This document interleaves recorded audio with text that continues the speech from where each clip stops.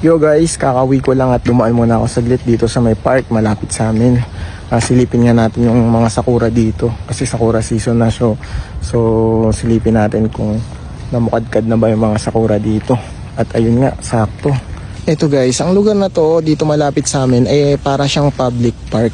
Yan. Tsaka kung makikita nyo, yan, paikot lang siya. So parang oval. Yan na napapalibutan ng mga puno. At mapapansin nga natin, doon lang sa park na yun, yung may sakura. So doon sa park na yun, may sakura. Then dito, yan, wala nang sakura. Yan, ayun, hindi naman, sakura rin pala yan, pero nalalagas na yung mga flowers niya. Yan, tapos dito naman is merong public toilet. Zoom natin. Ayan, ang galing, di ba? Maliit lang siyang park, pero may sarili siyang public toilet. Amazing.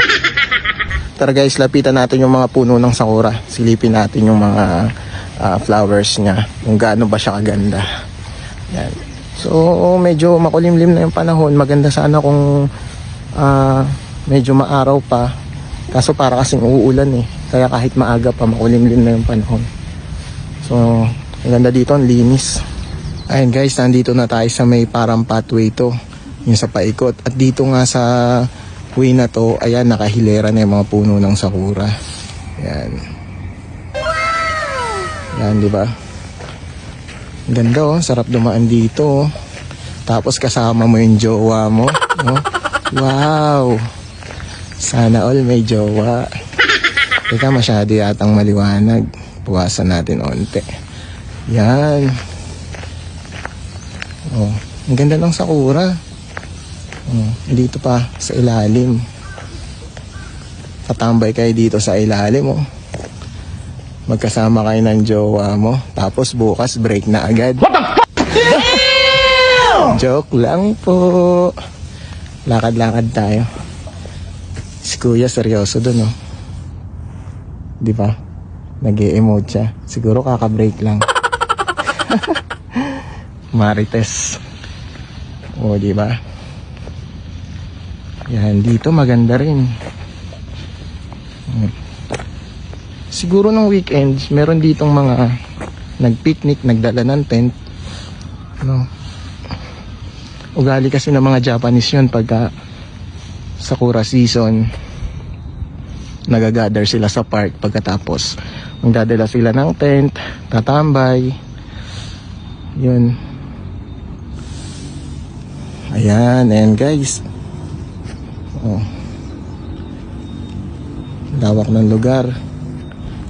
Pero dito lang sa portion na to ang may sakura. Yan. So, ayan, magsiselfie-selfie muna tayo.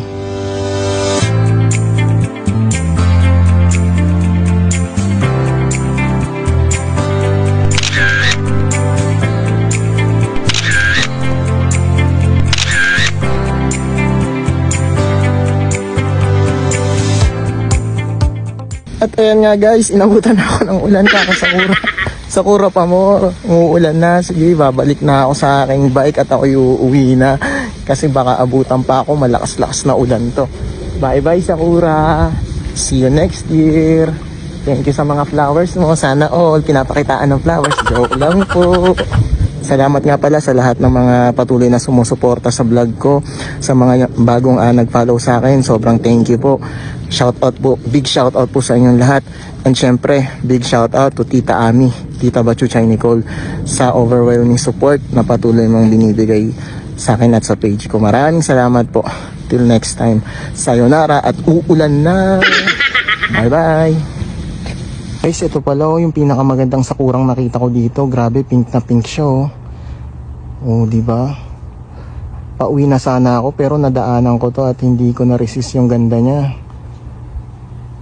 Sayang kasi pag umulan tomorrow wala na to. Kasi mahuhulog na yung mga petals niya. Madadala sa patak ng ulan. Kaya sinamantala ko na habang nandito pa siya. Grabe, ang ganda niya. Talagang bloom na bloom siya Parang yung jowa mo lang na sobrang blooming. Kaya na-in love ka. Joke lang po. Bye bye.